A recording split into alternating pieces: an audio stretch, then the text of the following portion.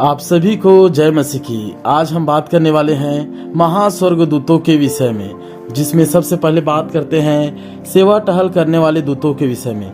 इब्रानी 1:14 के अनुसार ऐसा स्वर्गदूत है जो श्वेत वस्त्र पहनकर हमारी हिफाजत के लिए आते हैं, जिनके पास 2 पंख होते हैं। जब हम किसी खतरे में या दुखों में होते हैं, तब यह स्वर्गदूत हमारी सहायता के लिए हमारे निकटतम में आते हैं।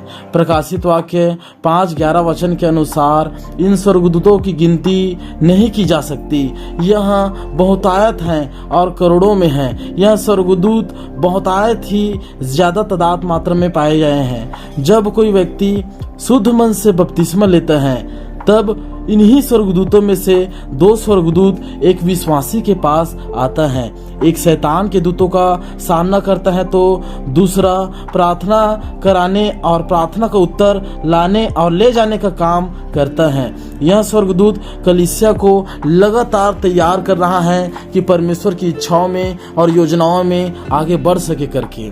अब हम बात करते हैं प्रधान स्वर्गदूत जिब्राइल के विषय में। क्या आप जानते हैं परमेश्वर ने सारे स्वर्गदूतों को 3 भागों में विभाजित किया। जी हाँ, 3 भागों में, 3 अलग अलग भागों में विभाजित किया था। स्तुति के लिए 1/3 जिसका प्रधान लूसीफर है, जिसकी अगुवाई नेतृत्व लूसीफर अर्थात शैतान करता है, और संदेश के लिए 1/3 जिसका प्रधान जिब्राइल स्वर्गदूत है, और योद्धा लड़ाई के लिए लड़ने के लिए 1/3 स्वर्गदूत जिसका प्रधान मिकाइल है।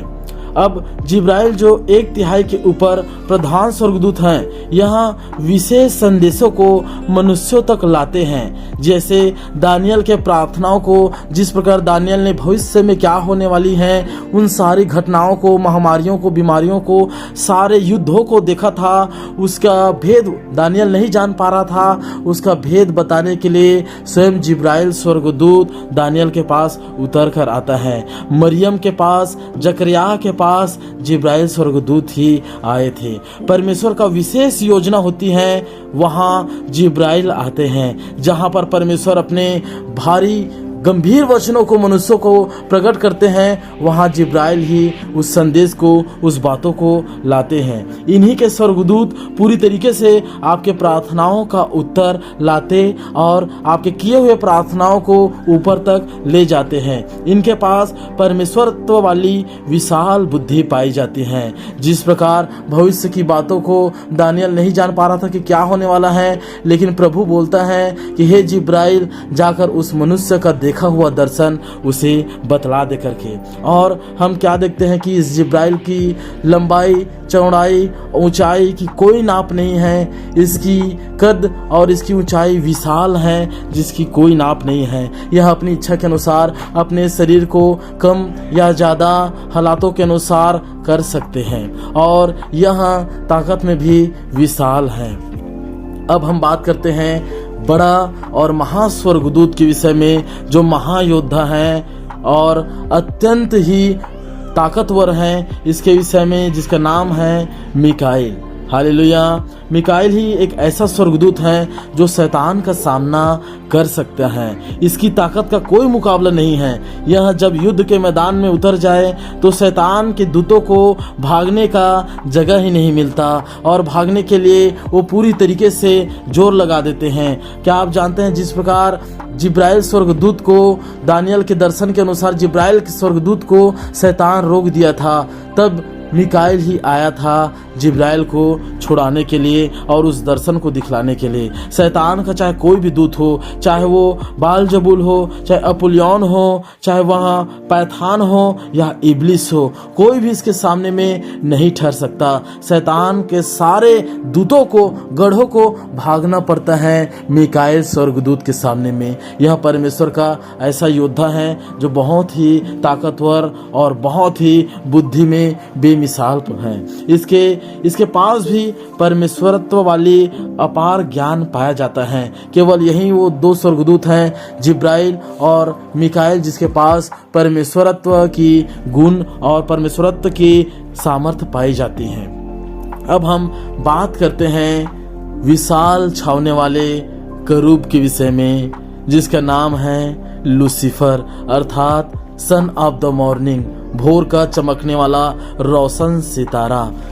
यह स्वर्गदूत स्तुति के लिए प्रधान था, यह सुंदरता के लिए भी प्रधान था, और यह छावने वाले अर्थात छाया देने वाले जो परमेश्वर का अग्नि में सिंहासन के रथ से जितनी भी सामर्थ्य किरणें आती थी धरती पर या फिर और कहीं ग्रहों पर, उसको यह अपने पंखों से रोक देती थी। छाया देने वाले करूब था और इसके पंख में इसकी डफली और बांसुली सारी चीज़ों को बनाया था। यह बाकी स्वर्गदूतों जैसा जिब्राइल और मिकाइल या बाकी स्वर्गदूतों जैसे यह नहीं है, यह करूब है, यह अलग श्रेणी का स्वर्गदूत था और यह विशाल ताकत में बुद्धिमान है और इसके पास 6 पंख हैं, वो भी करूबों में यह अभिषिक्त करूब हैं, अर्थात परमेश्वर इसका विशेष रूप से अभिषेक किया था।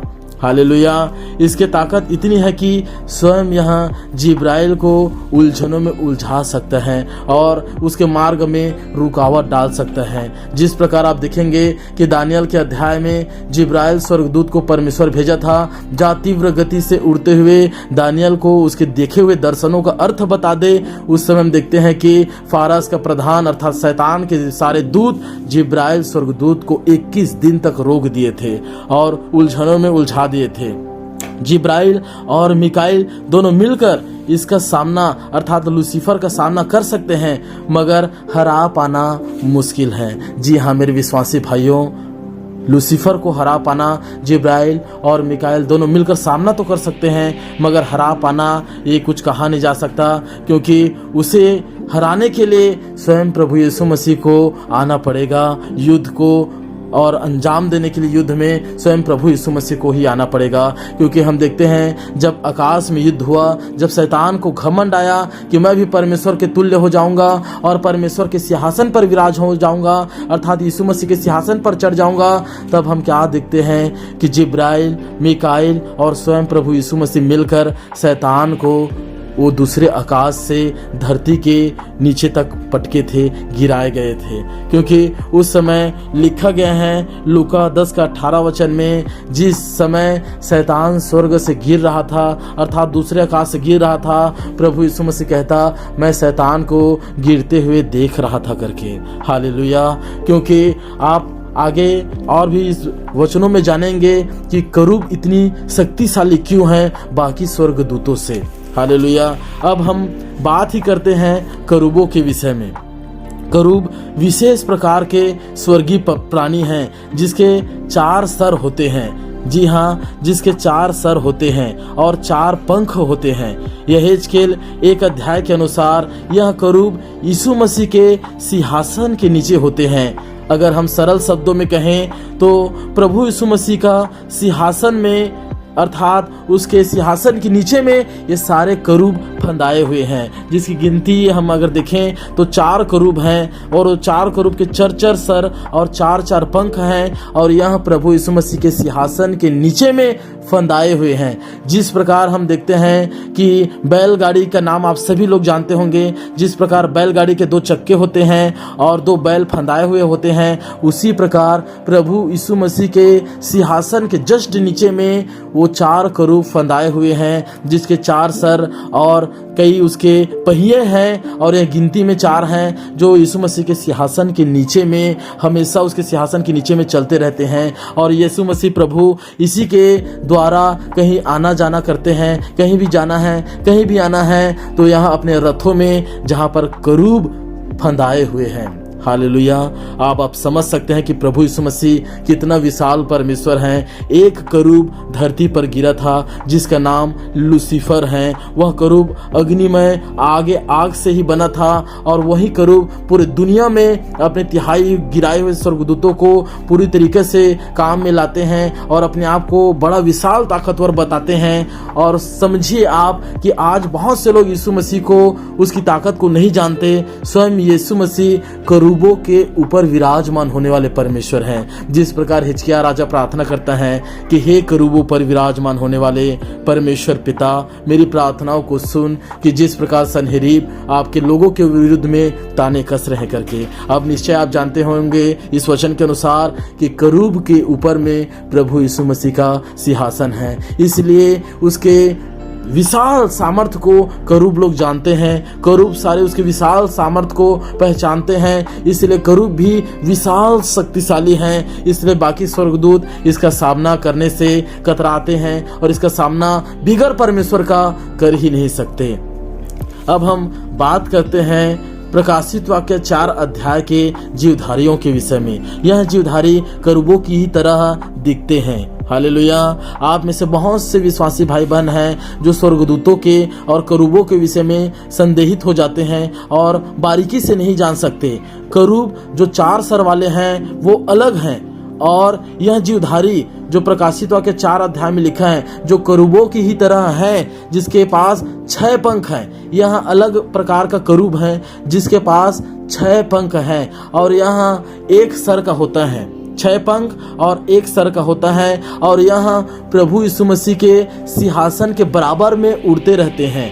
यहाँ गिनती में 4 हैं, और यहाँ प्रभु यीशु मसीह के सिंहासन के बराबर में उड़ते रहते हैं। मानो प्रभु यीशु मसीह का सिंहासन बहुत बड़ा है, और उसके बीच में ये लगातार उड़ते हुए कहते रहते हैं कि पवित्र पवित्र पवित्र परम प्रधान जो था, जो है, जो आने वाला है, उसका नाम धन्य है। यह रात दिन बिना विश्राम लिए परमेश्वर का धन्यवाद करते रहते हैं। और इन करूबों के चारों तरफ आंखें ही आंखें हैं, पंखों में आंखें हैं, सर में आंखें हैं, पैर में आंखें हैं, सारे तरफ आंखें ही आंखें हैं, और इतनी आंखें हैं जिसकी कोई गिनती नहीं है। और मानो तो प्रभु यीशु मसीह इन्हीं आंखों से पूरे धरती के लोगों पर अपनी निगाहें लगाए रहते हैं, पूरे धरती के जीव जंतुओं को उन्हीं आंखों से देखते रहते हैं। हालेलुया। इसलिए यह जीवधारी उस करूबों से जो 4 सर वाले और 4 पंख वाले हैं उससे यहाँ हटके हैं, और उससे ऊपर में यह जीवधारी है जिसका 1 सिर और 6 पंख पाए जाते हैं। हालेलुया। अब हम बात करते हैं इससे भी उच्च कोटि के करूब के विषय में, अर्थात जिसका नाम है सराप। हालेलुया। यह सराप परमेश्वर के सिंहासन के नीचे में, अर्थात यहाँ स्वयं परम प्रधान यहोवा के सिंहासन के नीचे में यह रहते हैं। जिस प्रकार करूब प्रभु यीशु मसीह के सिंहासन के नीचे में फंदाए रहते हैं बैलगाड़ियों की तरह, उसी प्रकार सराप होते हैं, और सराप के पास 4 नहीं 6 पंख होते हैं। हालेलुया।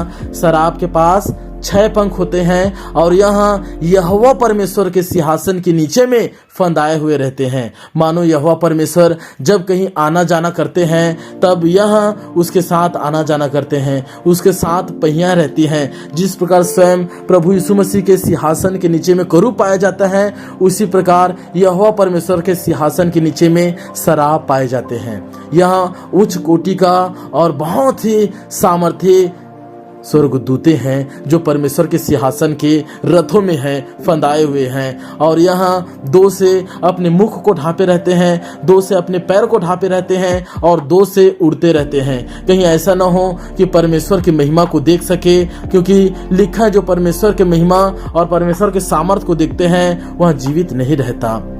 हालेलुया। इसलिए मेरे विश्वासी भाइयों, कई बार कई लोग, आप में से विश्वासी लोग कंफ्यूज हो जाते हैं कि आखिर यह सराप, यह करूब, यह स्वर्गदूत कैसे कैसे और कितने सामर्थी होते हैं। मैं यहाँ छोटे से वीडियो में, छोटे से समय में मैं आप लोगों को यहाँ बताने के लिए पूरा प्रयत्न किया हूँ। इसलिए निश्चय आने वाले समय में मैं आप लोगों को और भी इसी के और भी गहराई के विषय में कि युद्ध के मैदान में लोग क्या क्या कर सकते हैं या क्या करेंगे, या आने वाले समय में क्या होने वाला है और कौन आएगा और शैतान को कहां से भगाएगा, ये सारे विषय में हम आपसे चर्चा करेंगे और बाइबल की गुप्त और ज्ञान और भेद भरी बातों को परमेश्वर के अनुग्रह के अनुसार से आप सब तक शेयर करेंगे। निश्चय इस चैनल पर बने रहे। प्रभु यीशु मसीह निश्चय आप सबको बुद्धि दे और आप सबको सलामत रखे। यीशु मसीह के नाम से आप सबों को जय मसीह की।